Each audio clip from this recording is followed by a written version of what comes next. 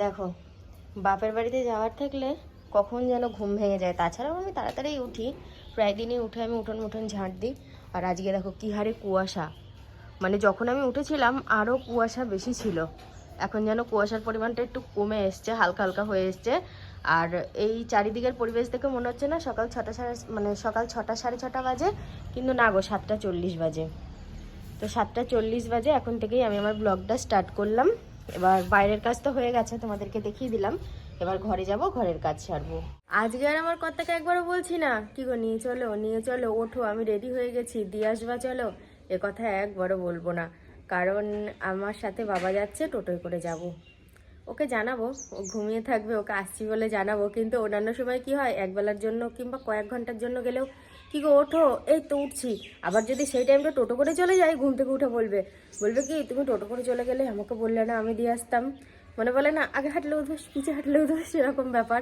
তো আজকে সেই রকম ব্যাপার নেই, আজকে আমরা টোটো করেই যাব। আর কাজটা সেরে নিই তার আগে। রেডি হয়ে নিয়েছি, আমি ভেবেই রেখেছিলাম যে 10টার মধ্যে যাব। ঘড়ি দাঁড়িয়ে রয়েছে, তো আমি তো সকাল থেকে উঠে লক্ষ্যই করিনি। ফোনে টাইম দেখেছিলাম একবার 7টা 40, তারপরে এখন ঘড়ির দিকে তাকিয়ে দিই, কালকে রাত্রে তাহলে ঘড়িটা বন্ধ হয়ে গেছে। ওকে বলে যেতে হবে যে ব্যাটারিটা চেঞ্জ করার জন্য, সংসারে থেমে থাকা ঘড়ি রাখতে নেই। তো যাই হোক, বাবাকে এবার গিয়ে রেডি করব। বাবাকে স্নান করিয়ে দিয়েছি, আর আমি স্নান করিনি, আমি গিয়ে করব। আসলে অনেকদিন আমাদের বাড়িতে স্নান করিনি, তো ওই জন্য একটা দিনও ওই বাড়িতে স্নানটা মিস করা যাবে না, ওই বাড়িতেই করব। তো সেই কারণে সকালবেলায় কিছুই খাইনি। কালকে রাত্রেবেলা পিকনিক করেছিলাম, অনেকটা লেটেই খাওয়া হয়েছে, তো সেই কারণে পেটটা ভরা ভরা আছে। বাবাকে জিজ্ঞাসা করলাম, বাবাও বললো কিছু খাবো না, একবারে একটু বেলা হোক তারপর ওখানে গিয়ে খাওয়া হবে। টোটোয় চাপবো, এখান থেকে টোটোয় চাপবো, ওখানে নামবো। মা বারবার করে বলেছিল মনে নিতে আসি, আমি বললাম নিতে এসে আর কি হবে, আমার কি নতুন বিয়ে হয়েছে প্রথমত, আর দ্বিতীয়ত হচ্ছে বাড়ি থেকে টোটোয় চাপবো, ওই বাড়িতে টোটো থেকে নামবো, ফালতু মতো তুমি আর নিতে এসে কি করবে। তো সেই কারণেই নিজেরাই চলে যাব আমি আর আমার বাবা। বাবাকে রেডি করা হয়ে গেছে, মা টোটো ডাকতে গেছে। এবার কর্তাকে টাটা বাই বাই বলে আসি, 1 সপ্তাহের জন্য যাচ্ছি বলে কথা। আমার এই ব্লগিং করা জীবনে এতদিন ব্লগ দেখছো, এতদিনের জন্য আমি যাইনি কখনো মায়ের কাছে, ফার্স্ট টাইম। লাস্ট 10 বছরে ফার্স্ট টাইম যাচ্ছি। এখন ঘুম নিদ্রা। এই বলছি আমি বেরোচ্ছি তো।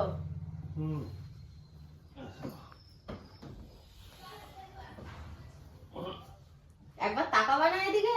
কি বলছি? আমি বেরিয়ে যাচ্ছি এখনই। হ্যাঁ আচ্ছা, ঠিক আছে, সাবধানে থেকো তাহলে। রাস্তা থেকে মা একটা টোটো ডেকে নিয়ে এসছে। বাবা আগেই গাড়িতে উঠে বসে রয়েছে, আমি ঘরে ছিলাম, ওর সাথে একটু কথাবার্তা বলছিলাম। সোহিনী, কাকুলি সবাই দাঁড়িয়ে রয়েছে, আমাদের প্রকাশবাবুও রয়েছে।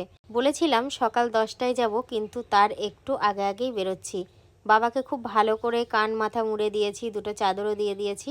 আর যেই রাস্তা দিয়ে যাচ্ছি যেন ঠান্ডা আরও বেশি লাগছে। চারিদিকে দেখো বাঁশবাগানে ঘেরা। তোমার চা বসাতে হবে না? চা না, কফি করে দেবো। নেশা নেই আমার, না থাক, তবু ঠান্ডার মধ্যে। বাবা বাইরে রোদ্রে বসে চালানো, রোদ্দুরটায় বসে মামার সাথে গল্প করছে। বাইরেটায় রোদ্দুর আছে দেখে আমি বাবাকে বললাম বাবা রোদ্রেই বসো, আর বাবাও বললো ঠিক আছে আমি এখানেই ভালো বসবো। মামার সাথে গল্প হচ্ছে, মামা আর বাবা দুজন একসাথে গল্প করছে। আর এই দিকে কফি হচ্ছে। যতই নেশা না থাকুক, শীতের মধ্যে কোনো কোনো খাবার জিনিস হাতে পড়লে কিন্তু বেশ লাগে খেতে, খারাপ লাগে না। যে নেশা নেই বলে আমি খাবোই না সেরকমটা নয়। চায়ের তো নেশা নেই, কত সময় তো বাড়িতে চাও খাই, তোমরা তো সেটা দেখো। সেই রকমটাই কড়াইতে হচ্ছে মাছ ভাজা, মাছটাও অল্প, মাংসটাও অল্প, খুবই অল্প নিয়েছে। মাংসটা শুধু এই বেলার, আর মাছটা ওই বেলার। আমাদের বাড়িতে অল্প মানুষ, অল্প রান্না। আমি সকালবেলা বাড়ি থেকে কিছুই খেয়ে আসিনি। হ্যাঁ তুমি খাও, আমি জানি এখানে তুমি আসলে কিছু খাওয়ার ব্যবস্থা করবাই। তো পেট তো একটা, আর সকাল খুব ছোট, এর মধ্যে কি খাবো আর কি খাবো না। মা ব্যস্ত হয়ে পড়েছে, ব্যস্ত হওয়ার কিছু নেই। বুনু কেমন আছো? ভালো আছি, তুমি কেমন আছো? যখনই আসি তখনই তুই বলিস দিদি আজকে থাকবি তো, আর আমি তো আজকে থাকবোই। তুই জানিস আমি থাকবো।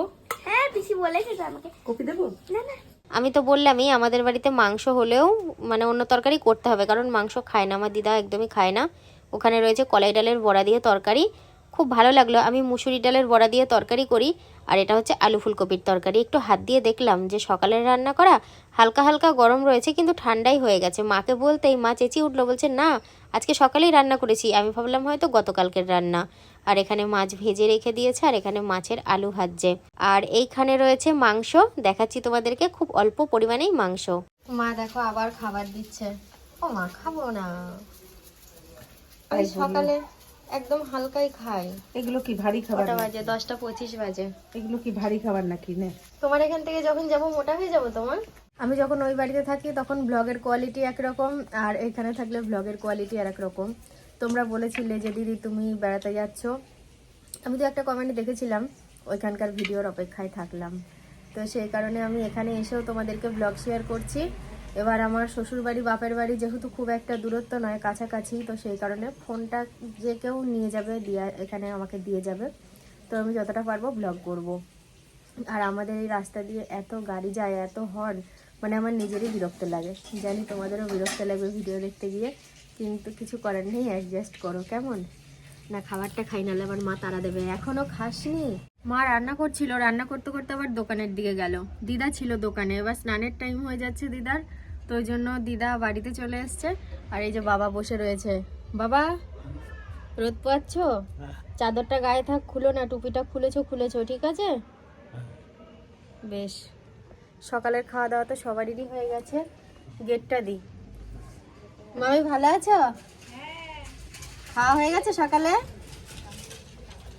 খাওয়া হয়ে গেছে সকালে? হ্যাঁ, যাই। দাঁড়াও, মায়ের কাছ থেকে একটু ঘুরে আসি, দিয়ে যাচ্ছি। অন্যান্যবার এসে তো দোকানেই ঢুকি, আর এবার এসে ঘরেই ঢুকেছি, এই দোকানে ঢুকছি। ওমা, আমি দোকানে বসি, তুমি যাও রান্না করো গিয়ে। এই জায়গাটায় টিভিটা আগে ছিল না, টুলগুলো সব বের করে দিয়ে আমরা বোনেরা আসলে সবাই একসাথে এই ঘরে বিছানা করে শুতাম। কি আনন্দ, কি মজা হতো সেই দিনগুলো, ভীষণ ভালো লাগতো। ওদের তখন কাউরিরই বিয়ে হয়নি, আমরা তিনজনা এখানে শুয়ে পড়তাম। আগেই মাকে রাজি করাতাম, মা আমরা তিনজন কিন্তু এখানে বিছানা করে শোবার। মা একদম রাজি থাকতো না, না 3টে মেয়ে ওখানে শুতে দেওয়া যাবে না। সকালে যেহেতু আমরা সবাই হালকা খাবার খেয়েছি, তো সেই কারণে দুপুরের খাবারটা তাড়াতাড়ি খাচ্ছি। এখন 1:45 বাজে, আর বাবা এখানে টেবিলে বসে পড়েছে। মা বললো, মা না তোর বাবা আগে খেয়ে নি, তারপরে আমরা খাবো। আর আমি তো শুয়েই ছিলাম, কম্বল তো না, এটা লেপ, মানে কম্বল বলতে বলতে আমার অভ্যেস হয়ে গেছে। আর মা এদিকে দেখো কি কাণ্ড করেছে, আমার জন্য কত শীতের ব্যবস্থা নামিয়েছে। জানে আমি একটু শীত পাগল আছি, তো সেই কারণে যাতে কোনো শীতের অসুবিধে না হয়, তো সেই কারণে গাদা সমস্ত কিছু নামিয়েছে। আমি না, তুমি তো জানো সবকিছু আমার খুলে খুলে দেখা অভ্যেস আছে, রান্নার ঢাকা। আমি খুলে না একটুখানি মানে নাকের কাছে নিলাম, দিয়ে কি ক্ষীর স্মেল বেরোচ্ছে, বুঝতে পারছি না। ক্ষীর দিয়েই ক্ষীর করে এটা মেখেছি। আচ্ছা, অল্প হোক তবুও অনেক স্বাদ হবে। আর এটা দিদার মিষ্টি ছাড়া ক্ষীর দিয়ে মাখা। পাটিসাপটা, তাই তো? ভেতরে কি পুর দিবা? সন্দেশ আর ঘিয়ে ভাজবো লাস্টে। হ্যাঁ, হয়ে গেলে ঘিয়ে ভাজবো, ভেতরে সন্দেশ আর এই যে ক্ষীর, চালের গুঁড়ো। মা তো ফোনে বলতো যে তুই যখন আসবি তখন আমার সাধ্য অনুযায়ী অল্প অল্প করে আমি সব জিনিস করে খাওয়াবো। মায়ের কাছে মেয়ে আসলে মায়ের মনে কি হয় সেটাই হচ্ছে। আর এই উচ্ছেগুলোকে তোমরা বাড়তেই দাওনি? না, আমাদের গাছে হয়েছে, নষ্ট হয়ে যায় বলে তুলে ফেলা হয়েছে। এর ভেতরেও পোকা বেরোবে দেখবে। হ্যাঁ, ওই জন্যই তুলে ফেলা হয়েছে। কারণ সোহিনী কোথা থেকে যেন তুলে নিয়ে আসে, এইটুকু উচ্ছে এনে দেয় পোকা। হ্যাঁ, এই সবে ভাত খেয়ে উঠলাম, তো এখন মনে হচ্ছে মা এগুলো কেন বানাচ্ছে, দূর এগুলো খাওয়া যাবে নাকি, পেট এত ভরা। কিন্তু যখন ওই সন্ধ্যের আগে হবে, বিকেল টাইমটা, তখন মনে হবে কিছু খাই। সবকিছুই অল্প অল্প করে খাবো, কারণ মামা চাউমিন খাওয়াচ্ছে আজকে। মামা চাউমিন খাওয়াবে অনেক দিন ধরে বলছে। এটা না খাস এটা থাকবে। আগে দেখতাম যে পুরটা তুমি তৈরি করতে দুধ মেরে তার মধ্যে একটু খেজুর গুড় আর সামান্য চালের গুঁড়ো দিতে, দিয়ে ওটাকে একটা ডো বানাতে। হ্যাঁ, দিয়ে এরকম দিত। ওই তো এটা ক্ষীরের পুর দিতাম। এটা সন্দেশ, সময় লাগে না, অনেক সময়ের দরকার। না ঠিকই আছে, এটাও ব্যাপক লাগবে খেতে। এটা ক্ষীর করে গুলেছি, দুধ মেরে সন্দেশের পুর, ঘিয়ে ভাজা।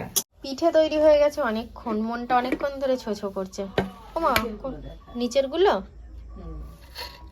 না দেখা তো সবকিছুই যাচ্ছে, নিচের গুলো মিষ্টি দেওয়া, তাই তো? একটা নিলাম, একটাই খাবো, বেশি খাবো না, বেশি খেলে চাউমিন খেতে পারবো না। বাবা বলছি, চিনি ছাড়া লিকার চাটা কেমন লাগলো? না, চিনি আছে অল্প, খুব সামান্য। হ্যাঁ। আর কোন জায়গাটা বেশি ভালো লাগছে, যেখানে থাকতে ওই বাড়িতে না এই বাড়িতে?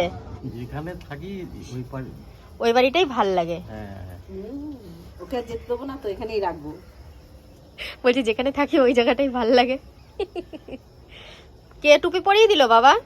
হ্যাঁ কে? তোর মা। মা। আর তোর কি হচ্ছে, পড়াশোনা? বাবা এত বিদ্যান, সন্দেহ হচ্ছে। এখন মা দোকান খুলবে, আর মামা মনে হয় চাউমিন বানাচ্ছে না? কড়াই খুন্তির আওয়াজ পাওয়া যাচ্ছে ওই জন্য। বাবা চাউমিন বানাচ্ছে। হ্যাঁ মামা চাউমিন বানাচ্ছে। তুমি এত চাপ নিও না তো, দেখো মানে দুপুরের খাওয়া হলো, চা খাওয়া হলো, বিকালের খাওয়া, রাত্রের খাওয়া চিন্তা করছে এখন। বাবা করতে হবে না? রাত্রে রুটি করবা? হ্যাঁ করবো। এই যে মামা চাউমিন বানিয়ে নিয়ে এসছে। হ্যাঁ খাইয়ে দিচ্ছে। ওরে বাপরে, তাই নাকি? আসছে রে, দেখ দেখ। ওরে বিশাল ব্যাপার তো। মাথায় তেল দেওয়ার ক্ষেত্রে দিন রাতের কোনো পার্থক্য নেই আমার কাছে, দিলেই হলো।